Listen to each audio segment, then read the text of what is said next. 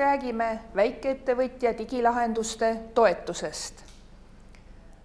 Tallinna väikeettevõtja digilahenduste toetust saab ettevõtja küsida Tallinna linnalt, Tallinna ettevõtluskeskusest täpsemalt. Meie oleme üks osa Tallinna strateegiakeskuse ettevõtlusteenistusest. Ettevõtjad tunnevad meid juba aastast 2002, et igapäevaselt saab meie käest tasuta nõu küsida oma ettevõtluse alustamisel, missugust ettevõtlusvormi valida, kuidas teha äriplaani ja samamoodi, missugused on siis ettevõtlustoetused ettevõtjale. Hästi palju anname nõu töötukassa toetuse osas, samamoodi kui on vaja pangalaenu küsida Riigi Tugiteenuste Keskusest ja Tallinna linna endal on ka sellel aastal kokku 4 toetust, lisaks digilahenduste toetusele on meil praktikajuhendaja toetus, messitoetus, välismessi toetus.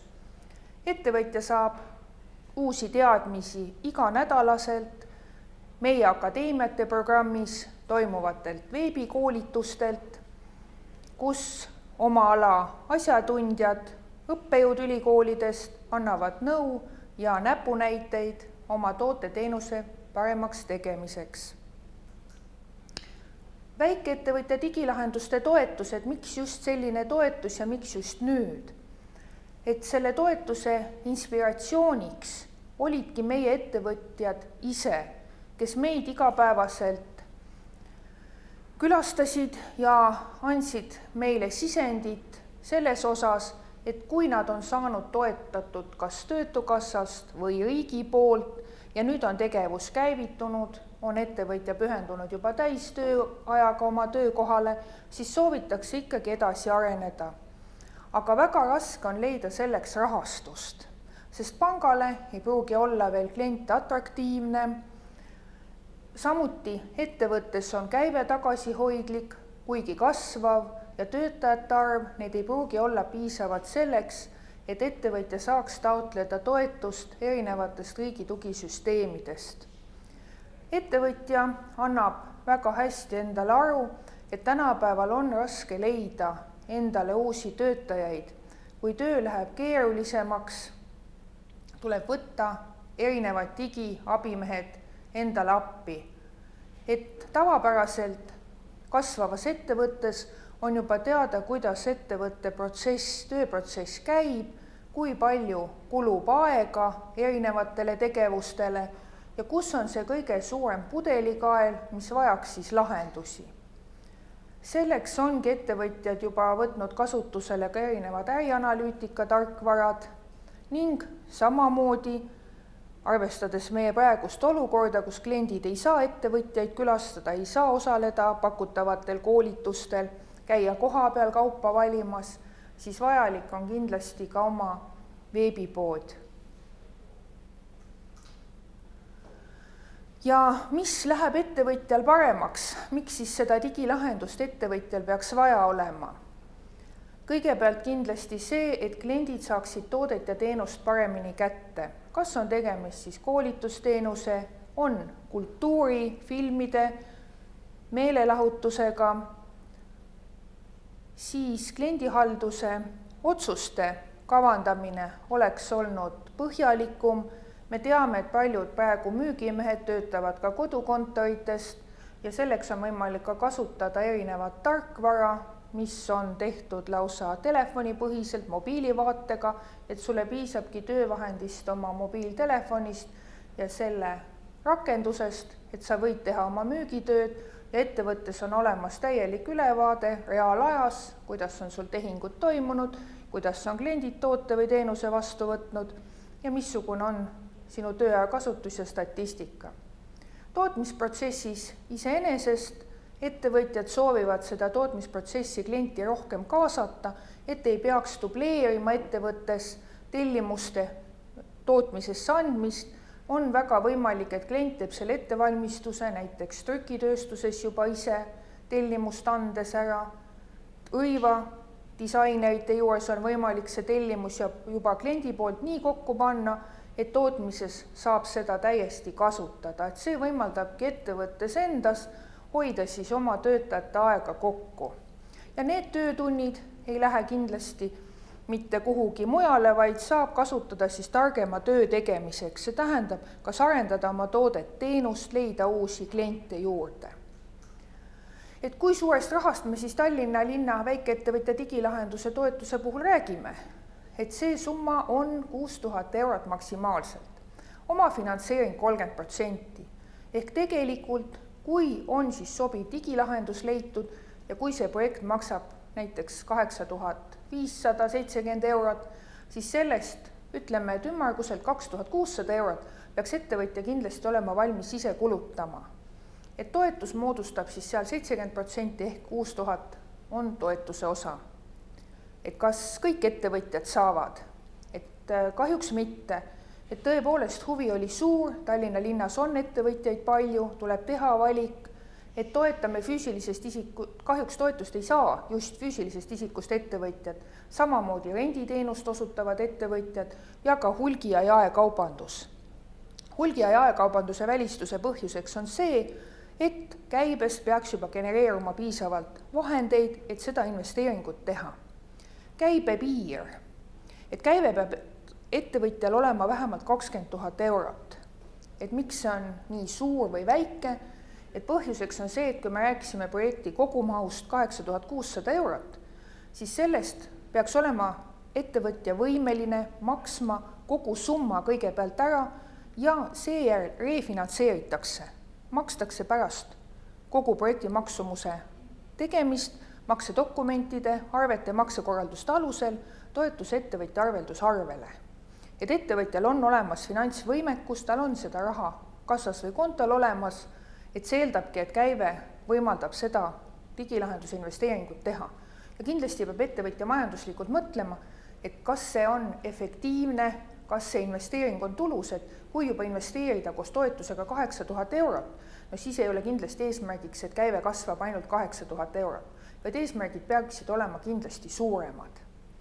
Ja käibe maksimumpiir 400 000 eurot, oleme mõnele ettevõtjale pidanud kahjuks juba ütlema, et teil läheb liiga hästi, et toetuse jaoks olete te juba liiga edukas, et see tähendab seda, et on võimalik kasutada riiklikke toetusi. Ja töökoht, et ettevõtjal on pühendumine, tal on aeg, tal on olemas vähemalt üks töötaja viimased 6 kuud, kes igapäevaselt siis selle ettevõttega tegeleb, et see ei ole mõeldud hobitegevusena või kõrvaltegevusena olemasoleval ettevõttele. Et siin me näeme ikkagi kasvuperspektiivi sellel ettevõttel. Et mis see digilahendus siis täpsemalt võiks olla?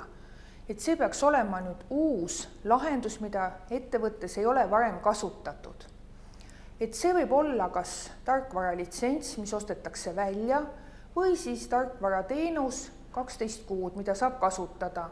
Et ei peagi kaugelt otsima, näiteks müügitarkvarad on Pipedrive, väga hea tarkvara, millel on ka tugi Eestis ja koolitus, et seda ettevõtjad on ka soovinud proovida 12 kuud. Et on võimalik seda kasutada toetuse toel. Ja kui see sobib, siis järgmiseks aastaks siis ettevõtja peab olema valmis ise investeerima ja kõik kulud ise katma.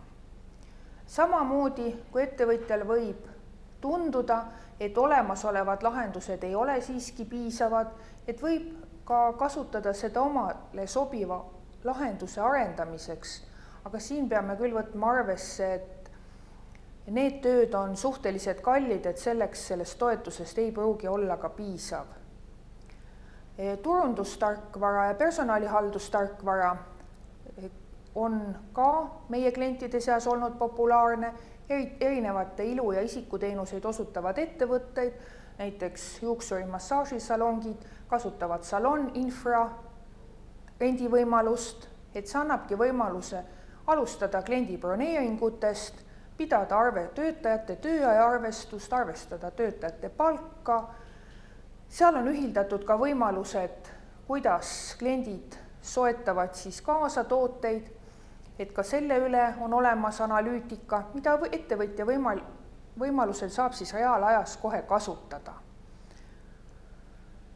Laohaldussüsteemid on olnud toetatud, see tähendab seda, et kui tootmisettevõttel kes soovib garanteerida, et tema tootepartii koosneb kindlatest osadest, komponentidest, siis see tarkvara fikseerib ära kõik komponendid, millal saabusid missuguste omadustega, et läbi tootmisprotsessi ettevõtja saab jälgida, et nende komponentidega lõpptoode liigub siis kliendini ja on teada täpselt, missugustest allikatest on siis need komponendid pärit.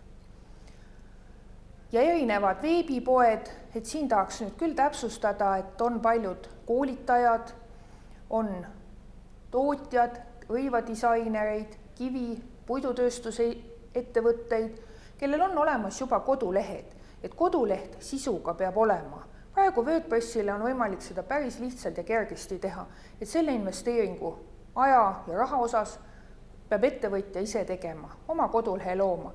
Sellel on võimalik siis kindlasti teha peale vastav siis veebipood, on kas WooCommerce või teevad siis Magento baasil suuremad ettevõtjad, et seda võimalust siis olemasolevale veebilehele ehitada veebipood, et seda pakub ka siis digilahenduse toetus, selle võimaluse katmist. Et praegu praktikas need kulud ei ole suured, need on kuskil 3-4 000 euro ringis, et kui see olemasolev koduleht siis integreeritakse selle veebipoega. See tähendab seda, et klientidel on võimalik siis automaatselt 24/7 tooteid tellimusi teha, neid osta, nende eest tasuda, määrata missugusest pakiautomaadist kätte saada, et ettevõtjal ei pea olema raamatupidajat, kes siis arveid füüsiliselt väljastab, kes siis räägib läbi kliendiga, kuidas ta selle paki kätte saab, et need logistilised probleemid on ka selle lahendusega juba tehtud. Paraku jah, et tuleb ka seadistuskulusid teha, need on kaetavad ja koolituskulude hea praktika on, et 10% projekti kogumahust võivad olla ka koolituskulud töötajate koolitamiseks. Kas raske on taotleda toetust, kas selleks peab olema palju dokumente ja palju aega kulutama? Et ühelt poolt küll, ettevõtjal peab olema ülevaade sellest pudelikaelast, mida ta tahab siis digilahendusega lahendada oma ettevõttes, kuhu kulub kõige rohkem aega, mis toob kõige vähem raha sisse, mida on võimalik siis selle digiabilisega asendada.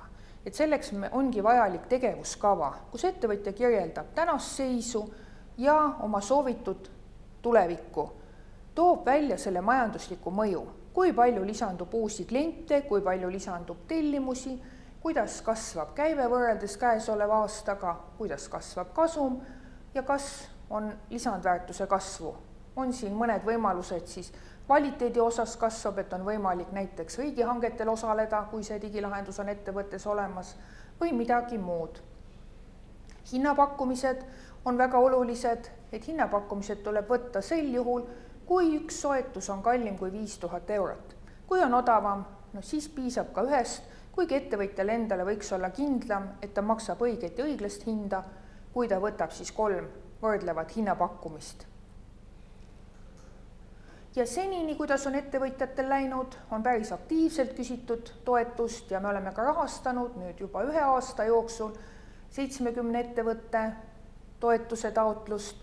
Keskmine toetuse summa ei ole maksimum 6000, vaid jääb 3900 euro juurde ja loodame käesoleva aasta lõpuni kindlasti nende rahadega toime tulla, sest teistest toetustest ülejääv raha on võimalik ka kasutada digilahenduse toetuseks ja see suurusjärk on 200 000 eurot, mis on selleks aastaks planeeritud. Et jah, et see summa on keskmine, arvestades siis keskmist digilahendust, et taotlejate seas ongi 60% erinevaid äriisikuteenuseid osutavaid ettevõtteid. On olemas ilusalongid, koolitusettevõtteid, disainerid, toitlustajad, meelelahutusteenuse osutajad. Et tootmisettevõtteid on 30% nende seast. Ja kindlasti soovitame tulla ettevõtjatel kõigepealt eelkonsultatsioonile. 2-3 tööpäeva jooksul saame kohtuda kas veebis, Skype'is, Zoomis või ka kunagi koha peal või telefoni teel, et saame kokku leppida siis tulemused ja need võimalused, et seda toetust paremini kasutada. Et samamoodi uudiseid meie ettevõtluskeskuse tegevuse kohta saab meie Facebooki lehelt või siis tellides uudiskirja meie kodulehe kaudu. Aitäh!